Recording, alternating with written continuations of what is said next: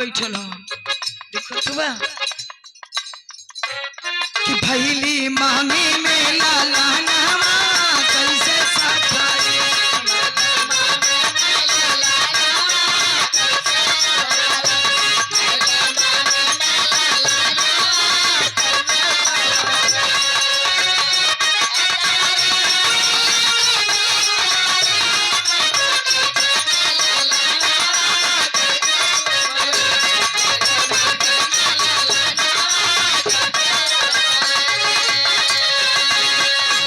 ननद जी आइन सौर पतन के मांगे आपन ने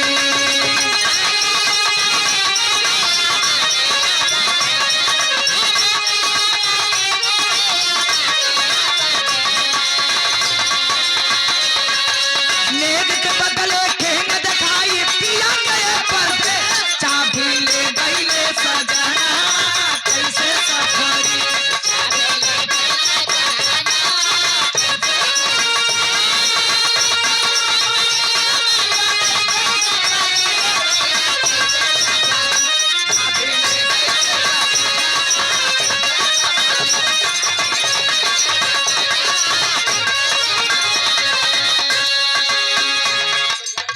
इनकर मम्मी ये ना करी है अब जे आई ते आ चुकला बा ए वाला ना हो के हो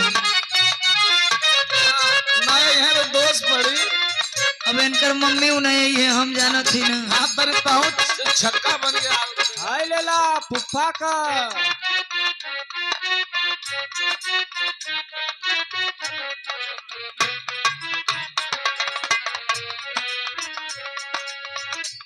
और ये देखी मयंक के बुआ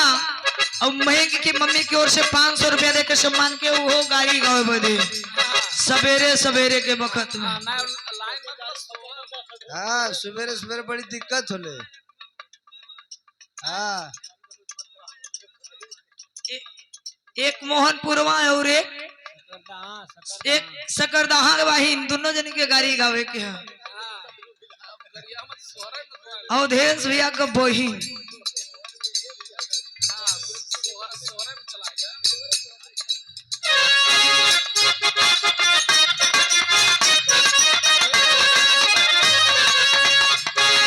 सोहरवे में गाड़ी लेना अरे ननद जी आई सौर पतन के मांगे अपन ने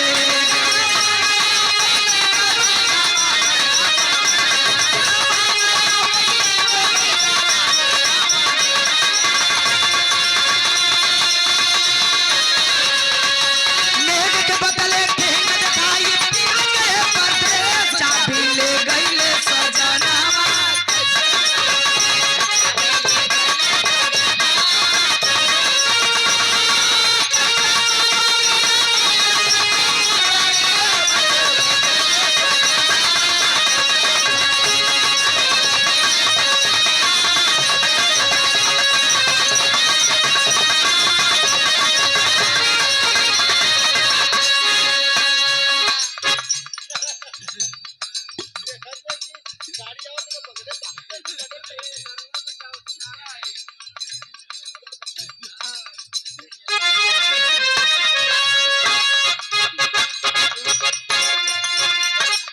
बुआ जी आई सौर पतन के मांगे आपन ने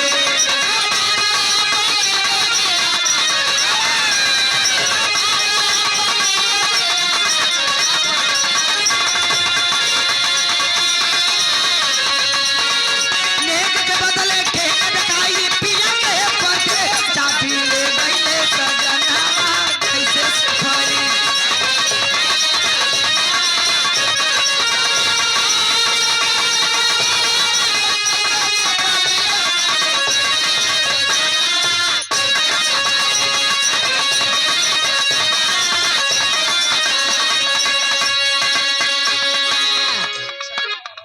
लेकिन और बड़ा बढ़िया छक्का वाला रोल कैलन अवधेश भैया तनी कल्याण कर दिया उनकर छक्का वाला रोल तनी हाँ तने 6 नंबर वाला देखा अभी देखा तू अब कल्याण करब तबे ही पूरा हुई मनोज भैया लिखी आवा तू लियावे में काय थकत हो लियावा लियावा लियावा हेल